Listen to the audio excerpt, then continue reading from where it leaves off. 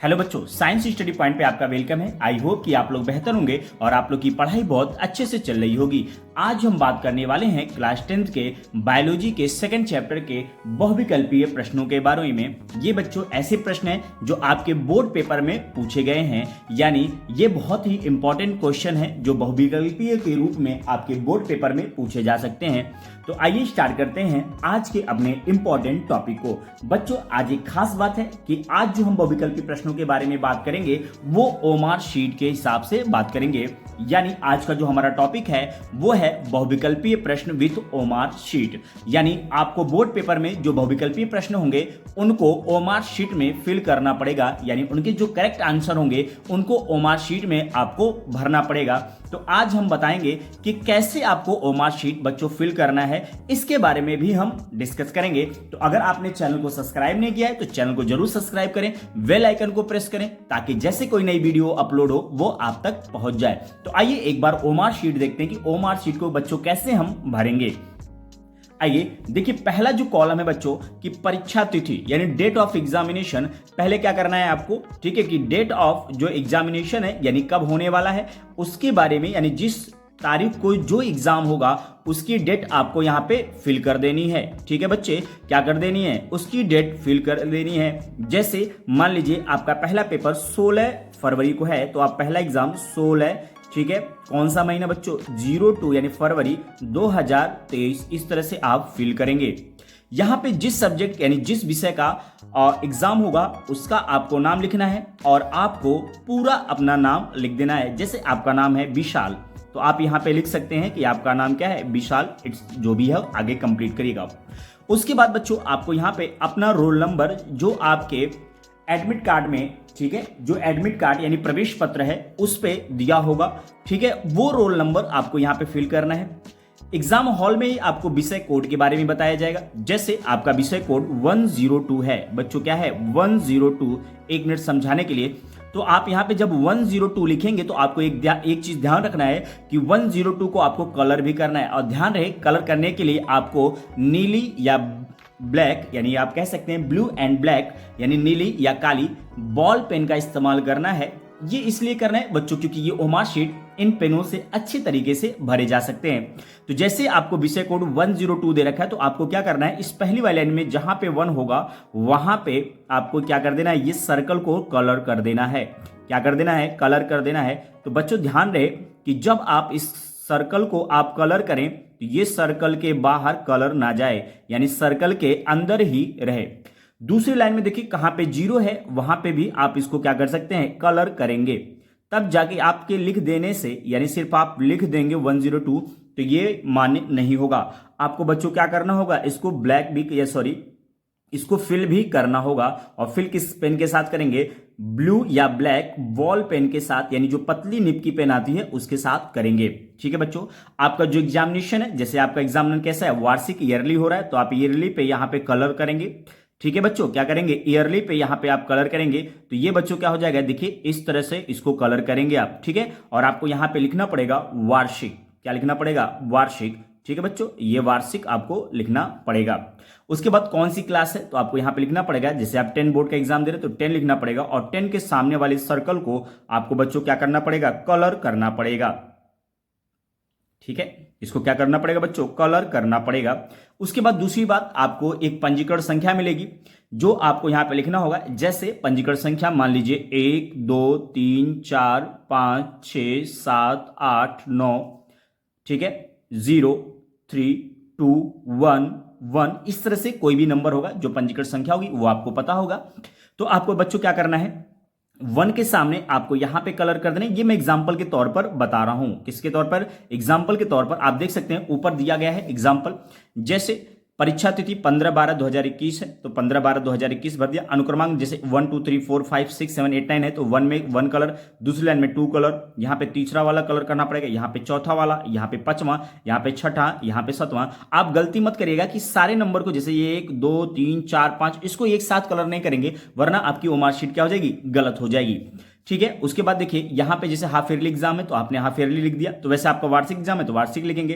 कौन सी क्लास है उसके लिए आप यहाँ पे लिखेंगे रोल नंबर। देखिए पंजीकरण संख्या जिस तरह से है, जैसे 1 है तो यहाँ पे कलर करिए, इस लाइन में 2 है तो यहाँ पे कलर करिए, तो इस तरह से ये आपको करना है। तो उसी तरह बच्चों मैं आपको बता रहा हूँ कि जैसे 1 वहाँ पे, तो यहाँ पे जैसे 2 है तो यहाँ पे 2 करेंगे आप। इस वाली लाइन में 3 जहां पे होगा वहां पे आप 3 करेंगे, ठीक है। इस लाइन में जहां पे 4 होगा वहां पे आप 4 कलर करेंगे। ध्यान रहे जो कलर करेंगे आप इस तरह से करेंगे कि पूरा का पूरा सर्कल बच्चों क्या हो जाए, वो कवर हो जाए। ये पूरा का पूरा सर्कल क्या हो जाए, कवर हो जाए। और कोशिश रहे कि सर्कल के बाहर ये जो लाइन है, जो पेन है, वो सर्कल के बाहर ना जाए, यानी सर्कल के बराबर ही ये रह जाए, ठीक है बच्चों। तो ये कुछ आपको डाटा फिल करना होगा एग्जाम में। फाइनली अब आपको प्रश्न सॉल्व करने हैं। जो भी प्रश्न सॉल्व करेंगे उसके आंसर को, जैसे पहले का आंसर क्या है ए, तो आपको ए में कलर करना पड़ेगा। दूसरे का आंसर बी, तो बी कलर करना पड़ेगा। तो अभी देखते हैं एक क्वेश्चन को हम सॉल्व करते हैं और क्वेश्चन के आधार पर अभी हम इसको फिल करेंगे। तो आइए शुरुआत करते हैं आज के अपने पहले प्रश्न की। जो पहला प्रश्न है बच्चों वो बहुत इंपॉर्टेंट प्रश्न है। ये कह रहे हैं कि द्विनिषेचन क्रिया में त्रिक संलयन के पश्चात बनने वाले ऊतक का नाम है। द्विनिषेचन क्या होता है, यानी जब 2 बार फर्टिलाइजेशन और निषेचन की क्रिया किसे कहते हैं, जब शुक्राणु और अंडाणु, बच्चों जब शुक्राणु, ठीक है, शुक्राणु मान लीजिए मेल स्पर्म, ये शुक्राणु पुरुष में पाया जाता है, और जो अंडाणु होता है ये कहां पाया जाएगा, मादा में पाया जाएगा। यानी शुक्राणु नर में और अंडाणु कहां पाया जाएगा, मादा में। ये जब दोनों आपस में मिल जाते हैं तो इस मिलने के बाद ये जो प्रक्रिया होती है, इसी मिलने की प्रक्रिया को हम क्या कहते हैं, निषेचन कहते हैं, ठीक है। क्या कहते हैं, निषेचन कहते हैं। तो समझिए द्विनिषेचन की क्रिया में त्रिक संलयन के पश्चात, संलयन का मतलब होता है मिलना, त्रिक संलयन के पश्चात बनने वाले ऊतक का नाम जो होता है बच्चों, पहला ऑप्शन दे रखा है इन्होंने एंडोस्पर्म, दूसरा ऑप्शन भ्रूण, और तीसरा ऑप्शन मूलांकुर, और चौथा ऑप्शन इनमें से कोई नहीं। तो आपको ध्यान रहे कि इसका जो पहला आंसर, इसका आंसर होगा वो बच्चों क्या होगा, पहला आंसर होगा, यानी एंडोस्पर्म इसके आंसर होगा। तो जैसे ही आप पहला आंसर मारेंगे तो ओमार शीट जो आपको मिलेगी उसमें आपको कलर करना पड़ेगा, यानी पहले का पहला आंसर यानी ये है, तो आपको यहां पे सर्कल बनाना पड़ेगा। बच्चों क्या करना पड़ेगा, यहां पे आपको सर्कल बनाना पड़ेगा। और सर्कल ध्यान रहे कि कलर जो हो आपका वो सर्कल के बाहर ना जाए, यानी जो सर्कल आप फिल कर रहे हैं वो सर्कल के अंदर रहे, ठीक है, ना सर्कल के बाहर जाए ना सर्कल से कम रहे, ध्यान रखना है आपको। आइए दूसरा जो प्रश्न है बच्चों वो क्या है कि एंजियोस्पर्म में 2015, 2013, 2017, 2018 में आया हुआ प्रश्न है कि एंजियोस्पर्म में निषेचन के, देखिए निषेचनोपरांत यानी निषेचन के बाद, इसका मतलब क्या है, निषेचन के बाद, ठीक है, जो कवच बनता है उसका नाम क्या है, आपको यह बताना है। यानी जो निषेचन है उसके पश्चात जो कवच बनता है उसका नाम क्या है, पहला, ठीक है, द्वितीय केंद्रक से जो एंजियोस्पर्म, एंजियोस्पर्म किसे कहते हैं पहले समझ लीजिए। तो ऐसे प्लांट जिनमें फ्रूट तो बनता है साथ में सीड भी बने, क्या बने, सीड भी यानी बीज भी बने, तो ऐसे प्लांट को हम एंजियोस्पर्म्स कहते हैं। जिनमें एंजियोस्पर्म में निषेचन के बीच जो कवच बनता है वो किसके कारण बनता है, द्वितीय केंद्रक से बनता है, अंडाशय की भित्ति से बनता है, आध्या आवरण से बनता है, या फिर भ्रूण कोश से बनता है। इसको आपको समझना है। तो यहां पे जो बच्चों होगा आंसर अध्यावरण से बनेगा। किससे बनेगा, अध्यावरण से बनेगा। तो जैसे ही आप इस आंसर को क्लिक करेंगे तो आपको ओमार शीट में भी भरना पड़ेगा, यानी जो दूसरा आंसर है बच्चों उसका दूसरे का जो आंसर है वो क्या है, दूसरा है। आपको सर्कल इस तरह से कलर करना होगा बच्चों, क्या करना होगा, आपको इस तरह से सर्कल को कलर करना होगा, ठीक है। तो आइए चलते हैं तीसरे प्रश्न की तरफ, जो हमारा आज का इंपॉर्टेंट और तीसरा प्रश्न है, बहुत ही है कि निषेचन के बाद पुष्प का कौन सा भाग फल में बदल जाता है। निषेचन के पश्चात, ठीक है, यानी निषेचन के बाद पुष्प का कौन सा भाग फल में बदल जाता है। तो इसका आंसर बच्चों होगा अंडाशय, यानी इसका ऑप्शन जो बच्चों होगा, आंसर आप अगर क्लिक करना चाहें तो आप मार सकते हैं इसका आंसर, ठीक है। अगर सही करेंगे तो इसका आंसर होगा अंडाशय, यानी अंडाशय जो होता है निषेचन के बाद पुष्प का भाग फल में बदल जाता है। यानी निषेचन के बाद पुष्प का कौन सा भाग फल में बदल जाता है, तो निषेचन के बाद अंडाशय जो होगा पुष्प का भाग होता है जो केस में फल में बदल जाता है। तो आपको ओमार शीट में क्या करना पड़ेगा, तीसरे का तीसरा ऑप्शन सही है, इसलिए यहां पे आपको सर्कल बनाना, जो सर्कल बना हुआ है इसको आपको क्या करना पड़ेगा बच्चों, कलर करना पड़ेगा, ठीक है। तो आइए चलते हैं अगले प्रश्न, जो चौथा प्रश्न है काफी इंपॉर्टेंट है, ठीक है। ये 2014 में आया हुआ बोर्ड पेपर में प्रश्न है बच्चों। ये कह रहे हैं कि पराग कणों का परागकोश से, पराग कणों का परागकोश से वतिकाग्र पर, वतिकाग्र तथा पराग कणों का परागकोश से वतिकाग्र तक स्थानांतरण कहलाता है। यानी एक भाग होता है जिसे हम वर्तिकाग्र कहते हैं। पराग कणों का परागकोश से, यानी जो पराग कण होते हैं जहां पर बनते हैं उन्हें हम परागकोश कहते हैं। यानी जहां पे पराग का निर्माण होता है उसे क्या कहते हैं, परागकोश कहते हैं। यानी परागकोश से वर्तिकाग्र तक आने की जो प्रक्रिया होती है पराग कणों का, उसे हम क्या कहते हैं। तो इसका बच्चों जो आंसर होगा वो क्या होगा, ठीक है, परागण होगा। यानी चौथे का जो पहला आंसर है बच्चों, चौथे का कौन सा आंसर है, पहला, यानी पराग कणों का परागकोश से वर्तिकाग्र तक स्थानांतरण कहलाता है परागण। क्या कहलाता है, परागण। तो इस तरह से बच्चों चौथे का पहला आंसर सही है। तो ओमार शीट में आपको चौथे का पहला सर्कल आपको कलर करना पड़ेगा। ठीक है बच्चों, कैसा कलर करना पड़ेगा, चौथे का पहला सर्कल आपको कलर करना पड़ेगा। देखिए साइंस स्टडी पॉइंट पे आपके लिए कितनी मेहनत की जा रही है, बस इसलिए आप लोग चैनल को सब्सक्राइब करिए और वीडियो को ज्यादा से ज्यादा लाइक करिए और शेयर भी करिए। आइए चलते हैं अगले प्रश्न की तरफ। जो हमारा बच्चों अगला प्रश्न है वो बहुत इंपॉर्टेंट है, यानी पांचवें प्रश्न की तरफ चल रहे हैं, जो कि पुरुष से यानी थोड़ा सा ह्यूमन जनन से यानी मानव जनन से रिलेटेड है। तो आइए चलते हैं हम अपने पांचवें प्रश्न की तरफ। बच्चों जो हमारा अगला प्रश्न है, प्रश्न नंबर 5, वो है कि द्विनिषेचन विशिष्ट लक्षण है। यानी जो द्विनिषेचन होता है वो किसका विशेष लक्षण है, यानी किस तरह के पादपों में द्विनिषेचन की प्रक्रिया पाई जाती है। तो पहला आपका बच्चों है कि सभी जीवों में, दूसरा है आवृत बीजीय पादप का, तीसरा अनावृत बीजीय पादप का, और चौथा क्या होता है, सभी पादपों का। तो इसका बच्चों जो आंसर होगा वो होगा दूसरा, यानी आवृत बीजीय पादप। आवृत बीजीय पादप को हम बोलते हैं एंजियोस्पर्म। क्या बोलते हैं, एंजियोस्पर्म। तो जो डबल फर्टिलाइजेशन होता है यानी द्विनिषेचन की जो प्रक्रिया होती है बच्चों, वो किसमें होती है, वो होती है एंजियोस्पर्म में। इसलिए बच्चों पांचवें का जो आंसर होगा वो दूसरा होगा। तो ओमार शीट में जब आप भरेंगे तो पांचवें का बच्चों कौन सा आंसर भरेंगे, पांचवें का जो होगा ये दूसरा वाला आंसर आपको फिल करना होगा। तो इस तरह से हमने अब तक 5 प्रश्नों की सीरीज को सॉल्व कर लिया है। अब चलते हैं अपने अगले प्रश्न, जिसका नाम है छठा प्रश्न बच्चों, जो छठा प्रश्न है, ठीक है, जो कि काफी इंपॉर्टेंट है आपके बोर्ड पेपर के हिसाब से। बहुविकल्पी प्रश्नों के डिस्कस जो कर रहे हैं ये बच्चों आपके बोर्ड पेपर में आने की संभावना है। जो छठवां प्रश्न है बच्चों, पुष्प के स्त्री केसर के मध्य भाग को कहते हैं। ठीक है बच्चों, पुष्प के स्त्री केसर के मध्य भाग को कहते हैं। ये आपको याद करना होगा। ये इसके 3 भाग होते हैं। पहला देखिए सीरियल से लिखा गया बच्चा, पहला जो भाग होता है वो वर्तिकाग्र होता है, दूसरा होता है वर्तिका होता है, और तीसरा क्या होता है, अंडाशय होता है। तो इसका जो बीच वाला भाग होगा बच्चों वो क्या होगा, वर्तिका होगा। कौन सा भाग होगा बच्चों, वर्तिका होगा। यानी पुष्प के स्त्री केसर के मध्य भाग को हम क्या कहते हैं, वर्तिका कहते हैं। यानी छठवें का जो बच्चों आंसर होगा वो दूसरा होगा। और जब ओमार शीट भरेंगे तो छठवें पे कौन सा आंसर भरेंगे, ये दूसरा वाला आंसर बच्चों हम भर देंगे। तो इस तरह से आप देख रहे हैं कि ओमार शीट कैसे कैसे हमारी फिल हो रही है। तो आइए शुरुआत करते हैं अपने अगले प्रश्न, जिसका नाम बच्चों 7वां प्रश्न है। ठीक है, वो है कि निषेचन के दौरान, काफी इंपॉर्टेंट प्रश्न है बच्चों, जो आपके बोर्ड पेपर में पूछे जाने की संभावना है। ठीक है, कि निषेचन के दौरान परागण से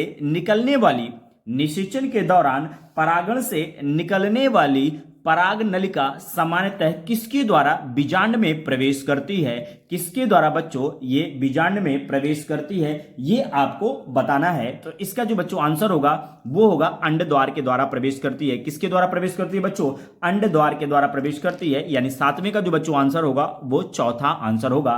तो जब ओमार शीट आप फिल करेंगे तो 7वें प्रश्न पे कौन सा करेंगे, चौथा वाला ऑप्शन आप क्लिक कर देंगे। ठीक है, तो चौथा वाला ऑप्शन बच्चों क्या है, ये डी वाला। यानी आप इस चौथे प्रश्न को इस तरह से सर्कल बना देंगे। आई होप कि आपको ओमार शीट भरना अब पता चल गया होगा। अगर आप अभी तक नहीं जानते थे ओमार शीट को किस तरह भरा जाता है, तो इस तरह से ये भरे जाते हैं। तो आइए चलते हैं अपने अगले प्रश्न नंबर 8 की तरफ। पूछा जा रहा है कि बहुत इंपॉर्टेंट प्रश्न है ये बच्चों। ठीक है, बहुत ही इंपॉर्टेंट प्रश्न है। ठीक है, ये जो 8वां प्रश्न बच्चों 2017 आपके बोर्ड पेपर में पूछा गया है कि पुष्प में कितने भाग होते हैं। तो जो पुष्प में बच्चों भाग होते हैं, आपको पता है कि एक जयांग होता है, फिर उसके बाद क्या होता है, ठीक है, जयांग होता है जिसे स्त्री केसर कहते हैं हम, फिर पुंकेसर या पुमंग होता है। ठीक है, पुमांग, पुंकेसर, आप ऐसे समझिए, पुंकेसर, स्त्री केसर, दल पुंज और बाह्यदल। तो टोटल कितने भाग होंगे बच्चों, 4 भाग होंगे। कितने भाग होंगे, 4 भाग होंगे एंड्रूसियम, गाइनोसियम, कैलिक्स, कैरोला। ये 4 भाग होते हैं। तो यानी 8वें प्रश्न का जो भाग आंसर होगा बच्चों वो कितना होगा? 4 होगा। तो आइए चलते हैं अपने अगले प्रश्न, जिसका नाम प्रश्न नंबर 9। ये 9वां काफी इंपॉर्टेंट है बच्चों कि मुकुलन पाया जाता है। मुकुलन पाया जाता है। मुकुलन जो होता है एक प्रकार का जनन होता है। ठीक है, जो मुकुलन होता है वो किसमें पाया जाता है? ठीक है, आपको ये आंसर आपको क्लिक करना है कि जो मुकुलन होता है वो किसमें पाया जाता है। पहला ऑप्शन है प्लेनेरिया, दूसरा हाइड्रा, तीसरा जो बच्चों है वो क्या है? लेशमानिया, और चौथा इनमें से कोई या सभी में पाया जाता है। यानी प्लेनेरिया में भी होगा, फिर बच्चों किसमें होगा? हाइड्रा में भी होगा। ठीक है, किसमें होगा? प्लेनेरिया में भी होगा, या फिर हाइड्रा में होगा, या फिर लेशमानिया में होगा, या इनमें सभी में ये हो जाएगा। तो इसका जो बच्चों आंसर होगा वो होगा हाइड्रा। 9वें का कौन सा आंसर होगा बच्चों? हाइड्रा होगा। यानी मुकुलन जो पाया जाता है वो किसमें पाया जाता है? हाइड्रा में पाया जाता है। तो अब तक हमने बच्चों 9 प्रश्नों को देख लिया है, यानी 9 विकल्पीय बहुविकल्पीय प्रश्नों के बारे में डिस्कस किया। आइए चलते हैं हम अपने अगले प्रश्न नंबर 10, जो कि काफी इंपॉर्टेंट है, पराग से परागकण या परागनली से रिलेटेड है। ठीक है, तो आइए देखते हैं अपने अगले प्रश्न नंबर 10 को। हमारा जो बच्चों 10वां प्रश्न है वो है पराग नली में नर युग्मक की संख्या होती है, यानी मेल गैमिट की जो संख्या होती है बच्चों वो होती है 2।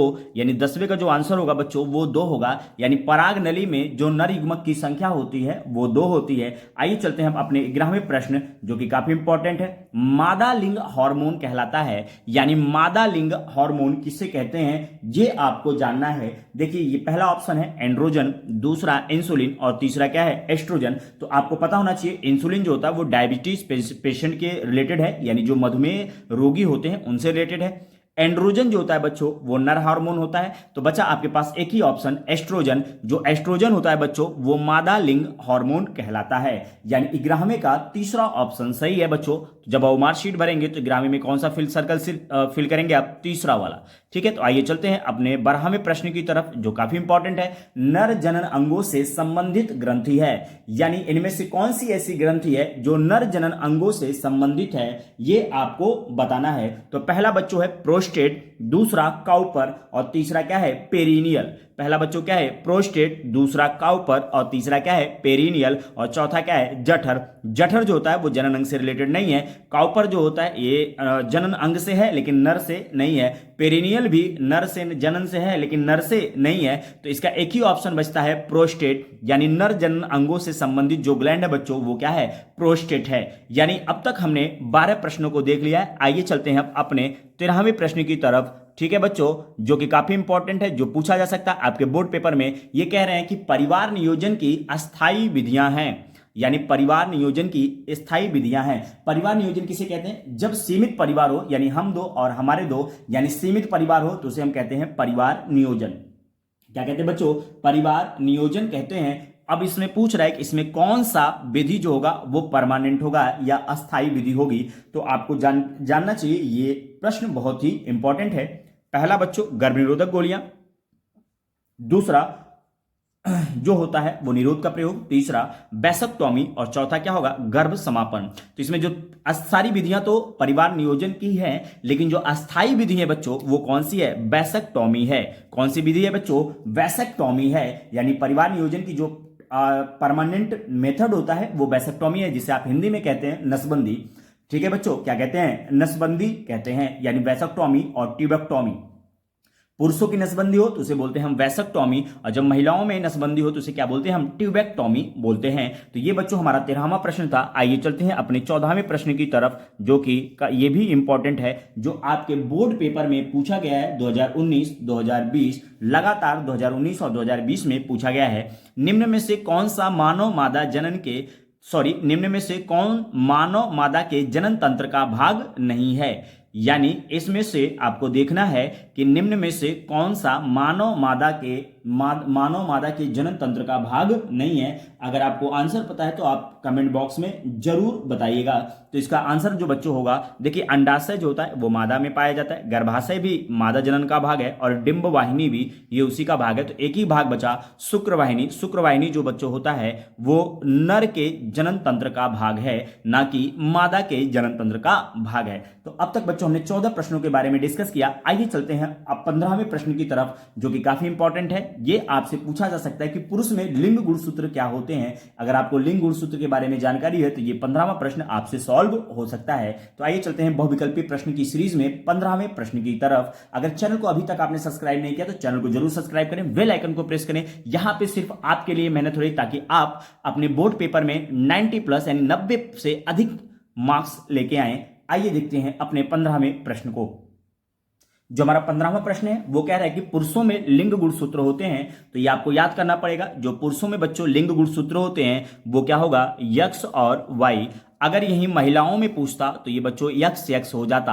तो पुरुष में लिंग गुणसूत्र होते हैं यक्स वाई और महिलाओं में बच्चों यक्स यक्स हो जाता है। ठीक है, तो ये 15वां प्रश्न था। आइए चलते हैं अपने 16वें प्रश्न की तरफ, जो है पराग कोष से संबंधित। यानी जो 16वां प्रश्न है बच्चों वो पराग कोष से संबंधित है, यानी पराग कोष में होते हैं। अभी इससे पहले रिलेटेड आपने जस्ट पहले आपने एक क्वेश्चन सॉल्व किया कि पराग कोष में जो परागकण होते हैं वर्तिकाग्र तक लाने पे, ठीक है, कौन उस प्रोसेस को हम क्या कहते हैं। ठीक है, यानी जब पराग कोष से वर्तिकाग्र तक परागकण आते तो उस प्रोसेस को क्या कहते हैं, परागण कहते हैं। उसी में ये क्वेश्चन था। तो देखिए पराग कोष में होते हैं, इसका एक ही आंसर होगा बच्चों, परागकण। क्या होते हैं, परागकण।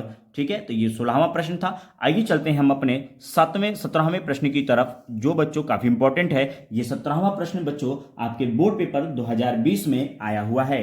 पौधों में कायिक प्रवर्धन के, ठीक है, पौधों में कायिक प्रवर्धन के लिए कौन सा भाग अधिक अनुकूल है। यानी पौधों में अगर हम बात करें, ठीक है बच्चों, पौधों में अगर हम बात करें कायिक परिवर्धन के लिए तो कौन सा भाग जो होगा अनुकूल होगा, तना, पत्ती, जड़ यानी स्टेम, लीव्स, रूट, ठीक है, एंड बर्ड। तो ये प्रकालिका जो होगा इसका आंसर होगा, यानी 17वें का बच्चों जो आंसर होगा वो चौथा ऑप्शन सही होगा कि पौधों में कायिक प्रवर्धन के लिए प्रकालिका भाग अधिक अनुकूल होगा। तो ये हमारा 17वां बहुविकल्पी प्रश्न था।